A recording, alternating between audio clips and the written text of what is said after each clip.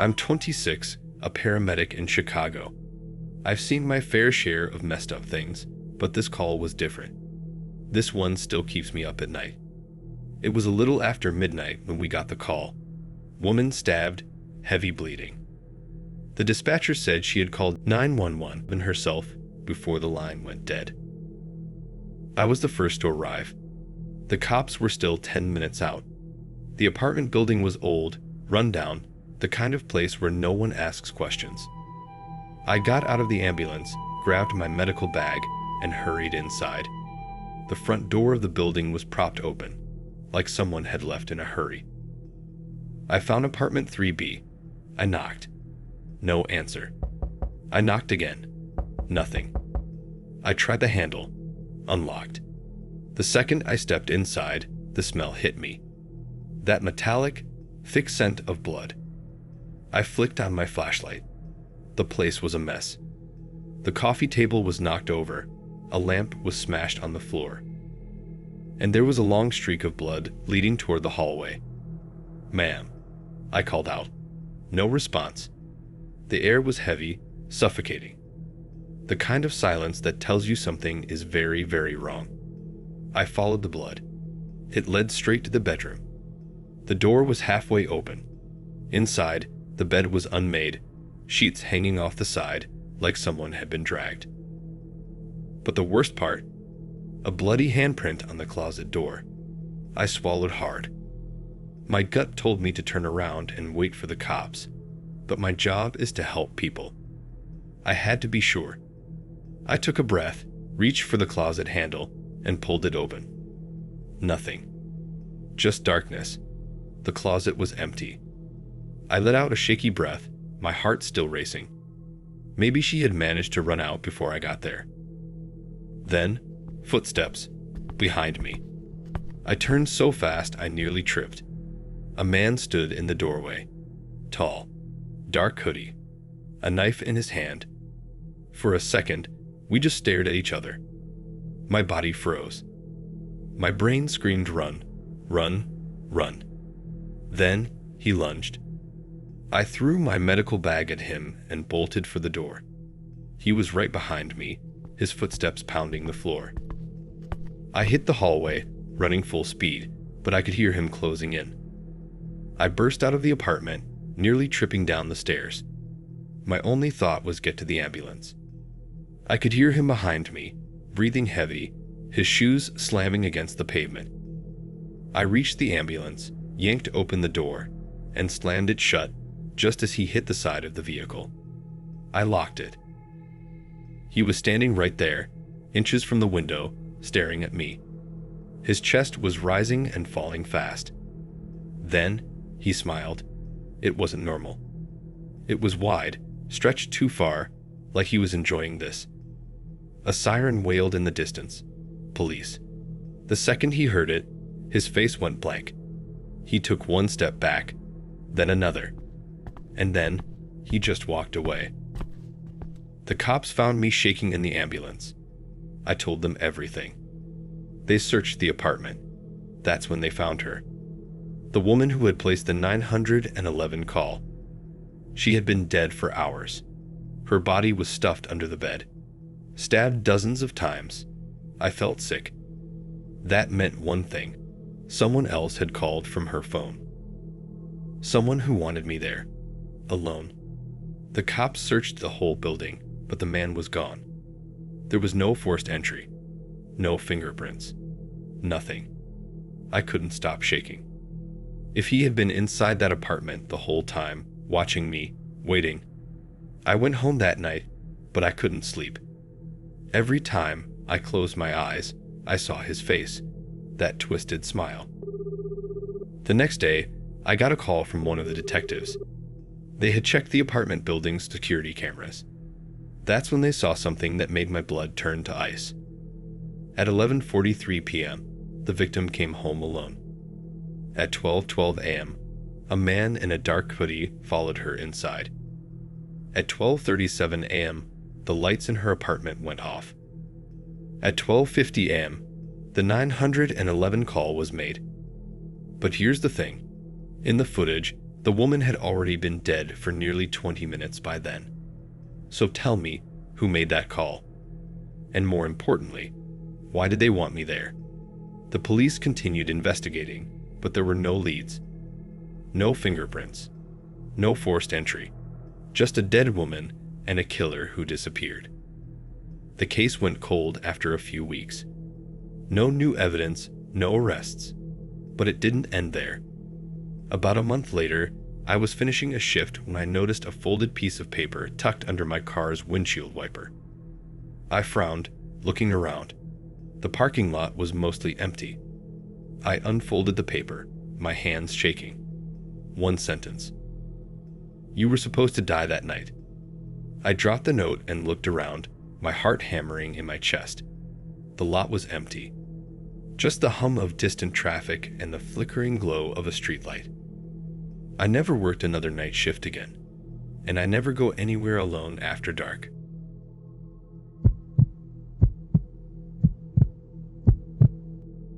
My name is Rachel Hensley.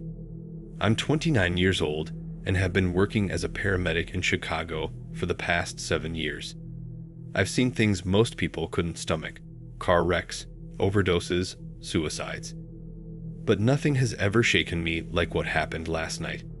It was just past midnight when we got the call. Female found hanging in her apartment. Police on the scene. Possible DOA. My partner, Kevin, and I exchanged glances. We knew this was just protocol. The cops needed us to confirm what they already knew. She was dead. We pulled up to the apartment complex, an old brick building in a quiet part of town. The police had already cordoned off the unit. A single officer, Officer Martinez, met us at the door. She's been dead for hours, he said, leading us inside. Neighbor called it in after noticing the smell. I stepped into the apartment and was hit with that all too familiar stench of death. The woman, mid-30s, hummed from the ceiling fan in the dimly lit living room. Her body was stiff, her skin pale and waxy. Rigor mortis had fully set in. No doubt, she'd been gone a while. I was filling out paperwork when I heard it. A phone ringing. It was coming from the dead woman's coffee table.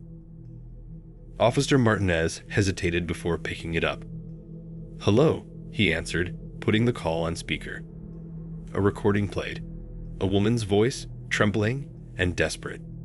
"Help me. Someone is in my apartment." My stomach dropped. Kevin and I exchanged looks. I grabbed my phone and checked the timestamp on the dispatch log.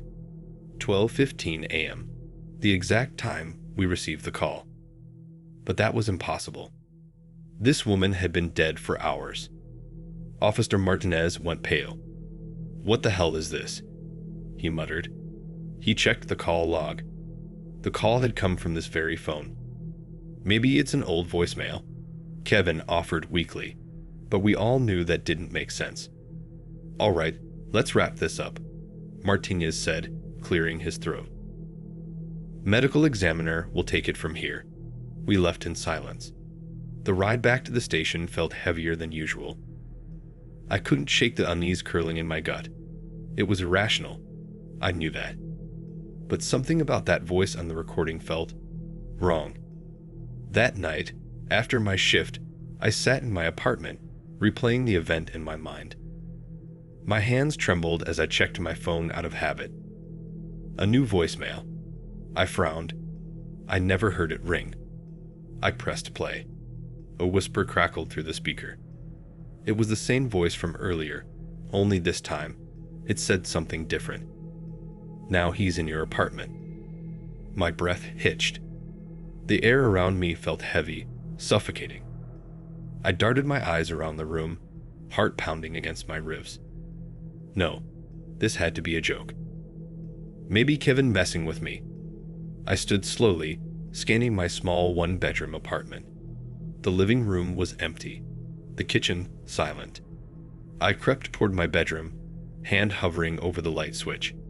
Then I heard it. A floorboard creaked. Inside my bedroom. I froze, every muscle in my body locked in place. My ears strained against the silence.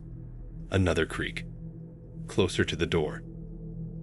I turned and bolted for the front door, heart hammering in my chest. My shaking hands fumbled with the lock before I finally yanked it open and stumbled into the hallway. My neighbor's door creaked open across from me. An elderly woman peeked out. "Are you okay, dear?" I could barely get the words out. "Call the police. Someone's in my apartment." Minutes felt like hours until the cops arrived. They searched every inch of my place. Nothing was disturbed. No signs of forced entry. No one there. "Are you sure you heard something?"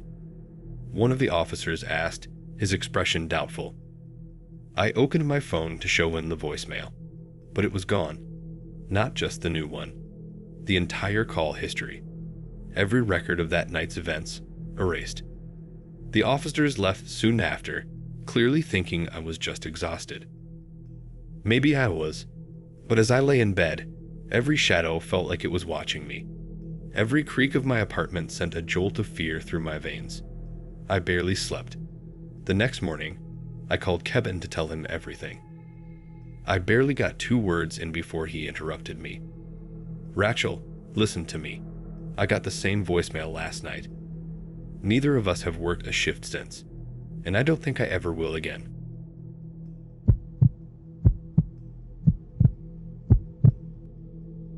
I'm 29 years old, and I've been a paramedic in Ohio for almost 10 years.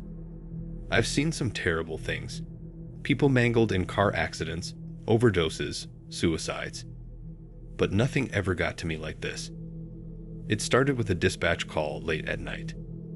A man was having a seizure inside an abandoned house on the outskirts of town. I thought it was odd. Who would even be in that place? But we don't ask questions. We just go.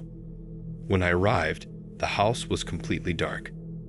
My partner was running late from another call, so I had to go in alone. I stepped inside, flashlight cutting through the dust-filled air. Then I saw him.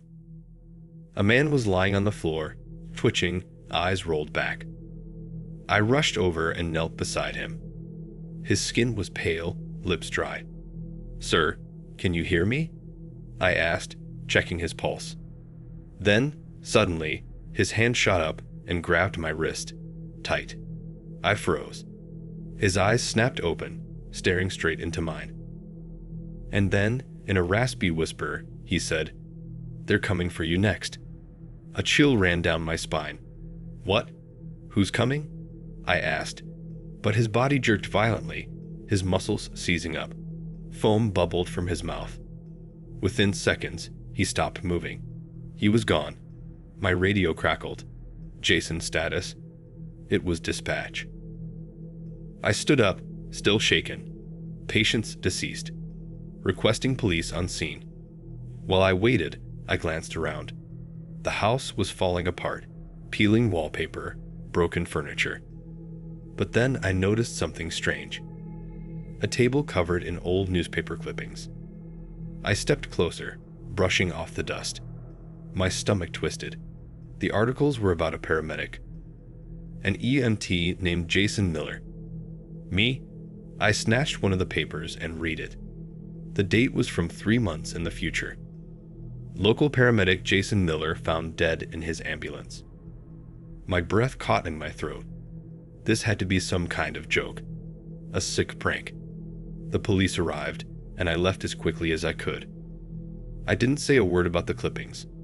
I just wanted to forget about it. But later that night, while I was back at the station, my radio buzzed. Another call. My heart stopped when I saw the caller ID. It was coming from my own ambulance. I hadn't touched the radio. I picked it up slowly, my hands trembling. "This is Jason," I said. Static. Then a voice whispered through the speaker. "It's time." The lights in the station flickered. Then everything went black.